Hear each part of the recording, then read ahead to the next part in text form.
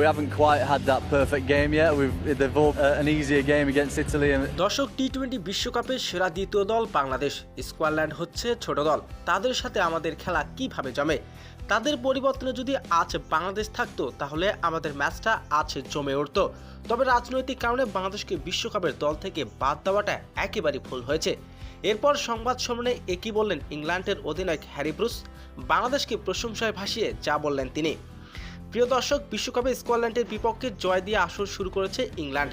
তবে বিশ্বকাপে স্কটল্যান্ডের বিপক্ষে 11 বল হাতে রেখে দুর্দান্ত জয়ের সূচনা করেছেন ইংল্যান্ড। দর্শক, এদিন শুরুতে টস জিতে আগে ব্যাটিং করতে নেমেছে স্কটল্যান্ড। শুরু থেকে বেশ ছন্দে ছিলেন স্কটল্যান্ডের ব্যাটসম্যানরা। তবে শেষ দিকে ইংল্যান্ডের বোলারদের তোপের মুখে পড়ে শেষ পর্যন্ত নির্ধারিত 19 ওভার 4 বলে সবকটি উইকেট হারিয়ে 152 রানের লক্ষ্য ছুড়ে দেয় ইংল্যান্ডকে। সেই লক্ষ্যে তারা করতে নেমে 29 রানের মধ্যে 2 উইকেট এবং 73 রানের মধ্যে 3 উইকেট হারায় ইংল্যান্ড।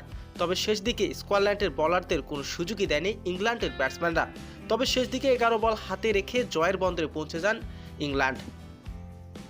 তবে জয়ের আনন্দে ম্যাচ শেষে উপস্থাপন করা প্রশ্নের জবাবে বাংলাদেশকে নিয়ে প্রশ্ন করা হলে ইংল্যান্ডের অধিনায়ক হ্যারি ব্রুস বলেন, বাংলাদেশ হচ্ছে টি-20 বিশ্বকাপের সেরা দ্বিতীয় দল। তারা থাকলে হয়তো আজকের ম্যাচটা আরও জমে উঠত। স্কটল্যান্ড হচ্ছে পুচকি দল, তাদের সাথে আমাদের খেলা কিভাবে যায়?